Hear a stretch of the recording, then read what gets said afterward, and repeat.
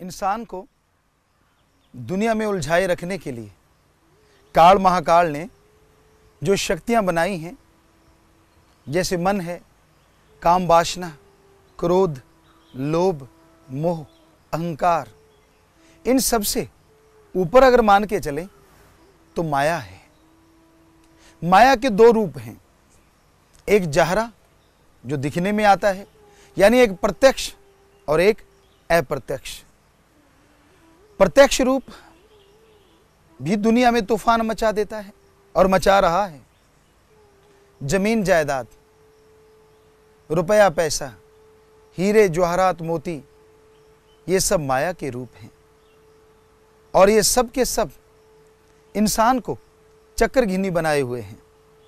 आज जिसे देखो दौड़ रहा है, जिसे देखो भाग रहा है, रातों की नींद उड़ी हुई है, ठगी बेईमानी भ्रष्टाचार के नए नए तरीके खोज रहा है।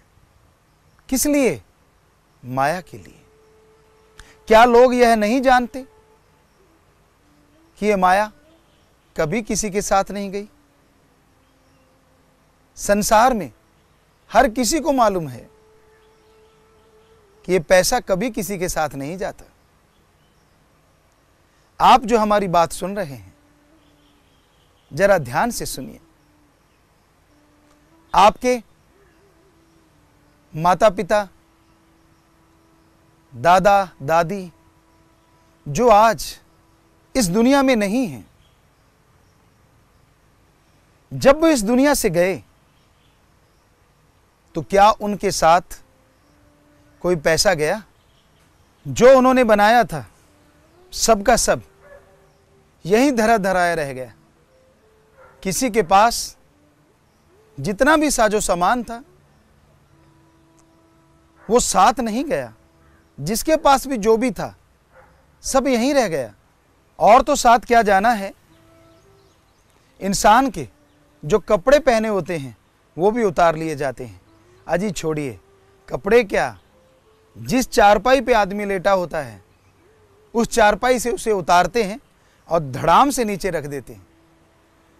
हमने लोगों से पूछा आप ऐसा क्यों करते हैं? तो कहने लगे मुर्दा चारपाई पे नहीं रहता, उसको तो धरती पे सुलाया जाता है। किसी को कोई बात नहीं आई। हमारे नजरिए से मुर्दे को धरती पे इसलिए लिटाया जाता है ताकि जिंदा लोगों को समझ आ जाए कि साथ कुछ जाने वाला नहीं। अरे जो चारपाई, जो गद्दे आपको बहुत अच्छे लगते हैं, जब तक जिंदगी है तो है, और जैसी मौत आएगी तो धरती बिछोना होगा, आसमान ओढ़ना होगा। और यही हकीकत है। मुर्दे को नहलाया जाता है किस लिए? हमने लोगों से पूछा, बुजुर्गों से पूछा, चलो कोई रीति रिवाज होगा। किसी ने कुछ नहीं बताया। हमने कहा फिर मुर्दे को नहलाते क्यों हो? हमारा जो नजरिया, हमने जो देखा, मुर्दे को नहलाने के बहाने एक तो अच्छे कपड़े उतर जाते हैं, दूसरा हाथों में अंगूठियां हो, गले में कोई चैनी हो, तागड़ी हो, वो उतार ली जाती, बहाना है। हमने लोगों से कहा आप मुर्दे को नहला रहे हैं, इसकी कौन सा बारात निकलनी है? दूसरी बात, चलो नहला रहे हैं तो इसके सारे आभूषण क्यों उतार रहे हैं? घड़ी उतारे जा रहे हैं। कहने कि इसमें पानी डल जाएगा। हमने कहा डलने दो, मुर्दे ने कौन सा टाइम देखना है जब उसमें खुद में ही ऐसा हो गया। लेकिन असलियत बात यह है कि वो साजो सामान उतार लिया जाएगा, वो बाल बच्चों के काम आएगा। बड़े लोग उसको दान देके अपनी वाहवाही लूटेंगे। तो इसलिए ये हकीकत है, यह सच्चाई है कि साथ कुछ जाने वाला नहीं। ये माया के खेल हैं। जो कुछ नजर आता है सब खत्म होने वाला है। फिर किसके लिए ठगी बेईमानी करते हो? क्यों किसी का हक मार के खाते हो जब सब कुछ साथ नहीं जाएगा? अजी पैसा नहीं गया, कपड़ा लत्ता नहीं गया, और तो जाना क्या है? आप उनके बेटे बेटियां हैं। जब वो इस दुनिया से रुखसत हो रहे थे, इस दुनिया से जा रहे थे, क्या आप में से किसी बेटे ने या बेटी ने ये कहा कि चलो पिताजी अकेले जा रहे हैं, हम भी साथ हो लें? गया कोई? आपका तो उनसे खून का रिश्ता है। नहीं गया ना, ना ही कोई जाता है। एक समय में अगर कोई मर भी जाए, आत्मा के साथ आत्मा नहीं जा सकती। आत्मा के साथ तो प्रभु अल्लाह वाहिगुरु राम गौड़ खुदा रब ही जा सकते हैं। तो सब कुछ यहीं छूट जाता है, यहीं पे रह जाता है। फिर कलह क्लेश किस लिए? यह है माया का जाल जो भरमाती है, भटकाती है, लड़ाती है, मरवा देती है। आपको एक उदाहरण देते हैं। दो भाई हैं, एक ही मां के गर्भ में पैदा हुए, दोनों के अंदर एक ही जीन्स, एक ही खून है, एक ही बाप का साया मिला, बड़ी मोहब्बत, बड़ा प्यार था आपस में, इकट्ठे खेलना, आपस में प्यार मोहब्बत की बातें करना, और यही नहीं, एक दूसरे के लिए जान कुर्बान करने को तैयार हो जाते थे। पुराने समय में तो यह देखा गया, अगर एक बीमार हो जाता तो दूसरा उसके लिए दुआ करता। मंदिर, मस्जिद, गिरजाघर, गुरुद्वारा या अपने घर में जाके बैठ जाता, दुआ में हाथ फैलाता, प्रार्थना में हाथ जोड़ता, सजदा करता अपने अल्लाह को, वाहिगुरु गौड़ खुदा राम को। हे मालिक, मेरा भाई बीमार है, उसे बचा लीजिए, चाहे मेरी आधी उम्र उसे दे देना। और जब माया जोर डालती है तो क्या होता है? ये तो नॉर्मली जो लोग ईश्वर की भक्ति करते हैं, जिनके अंदर इंसानियत जिंदा है, वो तो ऐसे दुआएं करते हैं जो आपको बताया। पर जब माया प्रभाव दिखाती है तब क्या होता है? भाई बीमार हो गया, दूसरा भाई प्रार्थना करेगा, मंदिर, मस्जिद, गिरजाघर, गुरुद्वारा, दुआ, विनती, या घर में हाथ फैलाएगा, हाथ जोड़ेगा। यह बिल्कुल वैसा ही है जैसे पहले आपको बताया, लेकिन अल्फाज चेंज हो जाते हैं, शब्द बदल जाते हैं। क्या कहते हैं? हे मालिक, मेरा भाई बीमार है, बेचारा कब का दुख सह रहा है, आप तो दोनों जहां के मालिक हैं, ऐसा कीजिए, उसे जल्दी से उठा लीजिए, उसकी सारी जायदाद मेरे नाम हो जाएगी। तो ये अल्फाज बदल गए हैं, शब्द बदल गए हैं। ज्यों ज्यों माया प्रभाव डालती जाती है, त्यों त्यों रिश्ते नाते खत्म होते चले जाते हैं। माया का प्रभाव जबरदस्त है। तो ये है माया का जाहरी रूप। और भी इसके बारे में चर्चा करेंगे। एक है अप्रत्यक्ष। इंसान की आंखों के ऊपर एक माया का पर्दा है। वो पर्दे की वजह से दुनिया में जो कुछ भी झूठ है, ये माया का पर्दा कन्वर्ट करके आदमी को सच दिखाता है, और जो सच है उसे झूठ दिखाता है। साथ कुछ नहीं जाएगा, ये मालूम है, लेकिन फिर भी ये मेरा है, वो मेरा है, ये मैंने अपना बनाना है। दिन रात आदमी इसी में खोया रहता है, उसके लिए लड़ाई झगड़े करता है। और वो भाई जिसके लिए दूसरा भाई जान कुर्बान कर देता था, वो भाई जान का प्यासा हो जाता है। क्यों भाई भाई का कत्ल करने लगता है? क्यों बाप बेटे में तकरार हो जाती है? क्यों होते हैं ये झगड़े? इसका सबसे बड़ा कारण माया है। ये माया का प्रत्यक्ष प्रभाव ऐसा पड़ता है कि आदमी अंधा हो जाता है, इसको कुछ अच्छे बुरे की खबर नहीं रहती। तो वो भाई जो कभी जान दिया करता था, वो जान लेने पे आतुर हो जाता है और लेता है जान। ऐसा देखा गया। कहीं कहीं इस कलयुग में यह भी देखने में आया कि बेटी भी अपने माँ बाप को खत्म कर चुकी है, सिर्फ माया की वजह से। तो ये माया का प्रभाव बड़ा ही जबरदस्त है, बड़ा ही भयानक है। तो इस माया के प्रभाव से बचना बहुत मुश्किल है। तो माया का यह प्रभाव जो अप्रत्यक्ष है, इंसान को गुमराह करता है। मर्द के लिए औरत माया का रूप धारण कर सकती है और औरत के लिए माया मर्द का रूप धारण कर लेती है। वो भरमाते हैं एक दूसरे को, तड़पाते हैं एक दूसरे को और डुबो देते हैं एक दूसरे को। ऐसा देखा गया है। स्त्री पुरुष के पीछे लग के और पुरुष स्त्री के पीछे लग के बर्बाद हुए हैं, ऐसा देखने में आया है। तो माया का प्रभाव ही तो है जो एक दूसरे को भरमाता है, भटकाता है, लड़ाई झगड़े करवाता है।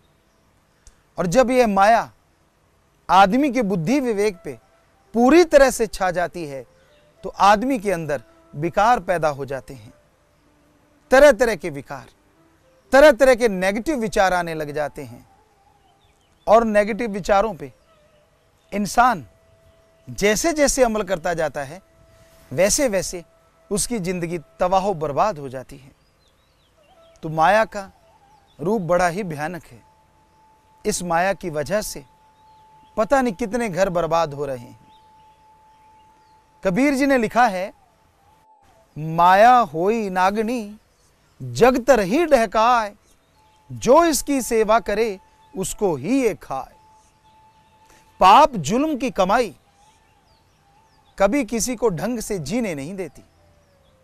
कहते हैं सरपनी को पालो पोसो, आप उसे दूध पिलाएं या कुछ खिलाएं, कोई भरोसा नहीं कब वो डंक चला दे। उसी तरह इस संसार में पाप जुल्म की कमाई है। आदमी कमाता है, बड़ा खुश होता है, कई तो नोट सूंघ सूंघ के सोते हैं, आदत होती है। लेकिन जब ये पाप जुल्म की कमाई, ये माया चली जाती है तो ये ऐसा डंक चलाती है, कई तो आधे पागल हो जाते हैं, किसी को हार्ट अटैक हो जाता है। यानी जैसे पैसा व्यापार में लगाया, बिजनेस में लगा दिया तो एकदम से घाटा पड़ गया तो एकदम किसी को हार्ट अटैक आ जाता है। कोई आधा पागल, कोई पूरा पागल। ऐसे लोगों को लेके लोग हमारे पास आते हैं, आए हैं, कहने के गुरुजी हमने बहुत समझा लिया, ये पगला गए हैं, पैसा भी लगा रहे हैं इन पे, ठीक नहीं हो रहे। हमने उनको समझाया, अरे भाई पैसे का क्या है, माया का क्या है। ये तो कहते हैं बुजुर्ग, हाथों की मैल, यानी हार्ड वर्क करोगे, दिमाग अप्लाई करोगे तो फिर आ जाएगी। पर इसके लिए मालिक की नियामत, ये जो शरीर है ना, इसको बर्बाद करोगे तो ये खरीदा नहीं जा सकता, ये कहीं से मोल नहीं मिलेगा। क्यों बर्बाद करने पे तुले हो? तो कहने लगे, हाँ गुरुजी सच कह रहे हो, बस थोड़ी देर में मर गया, लुट गया, बर्बाद हो गया। तो ख्याल में आया ये तो कबीर जी वाली बात हो गई। ये तो माया नागनी ने ऐसा डंक चलाया है, जहर विष जो है वो रग रग में भर गया। तो पाप जुल्म की कमाई चैन से जीने नहीं देती। बहुत से उदाहरण हमारे सामने आते हैं। ऐसे ऐसे घर परिवार देखे, ऐसे ऐसे लोग देखे जिनका बुरा हाल है। एक सज्जन हमारे पास आए जो पूरी दुनिया में धनवानों में स्थान रखते हैं, और वो आके कहने लगे, गुरुजी मैंने आपसे बात करनी है। हमने कहा कीजिए। कहने लगा, ना रात को नींद आती है, ना दिन को चैन आता है। हमने कहा आप तो बहुत अमीर जादे हैं, बहुत अमीर हैं, आप चेकअप करवा लीजिए, अल्ट्रासाउंड करवाइए, सीटी स्कैन करवाइए, बड़े डॉक्टरों के पास जाइए, फकीर के पास क्या लेने आए हैं। वो कहने लगा, गुरुजी मैंने सीटी स्कैन करवाया, अल्ट्रासाउंड करवाया, उनमें कुछ नहीं आता, पर रात को नींद और दिन को चैन नहीं आता। हमने उससे बोला, तूने गरीबों का खून चूसा होगा, तूने ठगी बेईमानी की होगी, तभी इतना बुरा हाल है। वो कहने लगा कि मैंने जितना भी कमाया यह नहीं देखा कि सामने वाले पे क्या बीत रहा है। मेरा तो एक ही एम था, एक ही लक्ष्य था कि अपने आप को धनवानों की सूची में ऊपर लेके जाना। तो हमने कहा, जब आपने लोगों का खून चूस चूस के कमाया है, वो गरीब बेचारे तेरे सामने कुछ बोल नहीं सकते, लड़ नहीं सकते, पर उनकी आत्मा से निकलने वाली बद्दुआओं को तू नहीं रोक सकता। वो बद्दुआएं तेरा पीछा कर रही हैं, वो बद्दुआएं तुझे तड़पाएंगी, सताएंगी। कहने लगा, गुरुजी कोई हल है क्या? हमने कहा, हाँ हल है। जिस तरह से तूने जुल्म कमाया है, जिस तरह से लोगों का खून चूस चूस के तूने बनाया है, उसी तरह उन गरीबों का भला कर, उनका इलाज करवा, उनके बच्चों को पढ़ा, उनके लिए कपड़े लत्ते का इंतजाम कर। अरे भाई, बद्दुआओं को अगर कोई चीज रोक सकती है तो वह है दुआएं। उसने बड़े ध्यान से सुना और उसके बाद उसने उसी दिन से सबका भला करना शुरू कर दिया। 1 साल के बाद वो इंसान आया और बताने लगा, गुरुजी आपने सच कहा था, अब मैं आराम से सोता हूं। पहले ऐसा होता था, रात को नींद नहीं आती थी तो मैं इंजेक्शन लेता था, तब नींद आती थी। फिर भी अगर नींद उड़ जाती थी तो यूं लगता था मखमल के बिस्तरों में जैसे कोई बिच्छू डंक मार रहा हो। और अब जब से लोगों का भला करने लगा हूं, चाहे नॉर्मल बिस्तर हो, क्या गजब की नींद आती है, बड़ा चैन सुकून मिलता है। आपने सच कहा, अब मुझे दुआएं लग रही हैं। तो यही हकीकत है, यही वास्तविकता है। पाप जुल्म की कमाई चैन से जीने नहीं देती। लोगों को हर समय टेंशन बनी रहती है। ठगी, बेईमानी, भ्रष्टाचार की दौलत अगर घर में रख ली तो रात को नींद टूटती रहती है। बिल्ली ने छलांग लगा दी तो यूं लगता है शायद चोरी ना आ गया हो। वहां से लोग बचाते हैं कि चलो इस दौलत को किसी दूसरे के घर रख देते हैं। वहां एक और भैंस आता है, कहीं वो दवाई ना ले। कई लोग जमीन में दवा देते हैं, जैसे उससे गोल्ड लिया तो जमीन में दवा दिया, फिर उस जमीन का फिक्र लगा रहता है। जैसे तैसे करके वो पैसा बैंक में जमा करवाता है। अब बैंक का खतरा लगा रहता है, कोई डाकू ही लूट के ना ले जाए। तो टेंशनें, परेशानियां बढ़ती चली जाती हैं, इंसान दुखी होता चला जाता है। तो पाप जुल्म की कमाई तिगड़ी नाच नचा देती है। आप सोच रहे होंगे, माया तो माया है, चाहे वो हक हलाल से कमाओ, चाहे ठगी बेईमानी से। धर्मों में तो यही कहा है ना, कड़ा परिश्रम करके कमाओ, हक हलाल की हार्ड वर्क करके खाओ। है तो वो भी माया, क्या वो तिगड़ी नाच नहीं नचाएगी? ना, वो माया तिगड़ी नाच नहीं नचाती, क्योंकि आपका श्रम किया हुआ है उसके पीछे। आपने अपने दिमाग से, अपने शरीर से उस दौलत को कमाया है। वो मेहनत की कमाई कहीं भी नहीं जाती, बल्कि इंसान को अंत्यकरण की शांति देती है, आत्मिक शांति। शरीर में ताकत भर जाती है और घर परिवार में प्यार मोहब्बत बढ़ता है। इसलिए मेहनत की कमाई करके खाओ। पाप जुल्म की कमाई माया का रूप कहलाती है और माया नागनी होती है। तो माया के 2 रूप सामने आए, प्रत्यक्ष और अप्रत्यक्ष। अप्रत्यक्ष रूप और भी गुल खिलाता है, भगवान से कभी नाता जुड़ने नहीं देता। जब भी कोई मालिक की बात हो, ओम हरि अल्लाह वाहिगुरु गॉड खुदा रब की बात हो। ये माया का है प्रत्यक्ष पर्दा। क्या कहता है, यार छोड़, संतों का तो काम ही है सारा दिन राम राम करते रहना, सारा दिन अल्लाह अल्लाह करते रहना। क्या इससे जहाज मिल जाएगा? क्या इससे कार मिल जाएगी?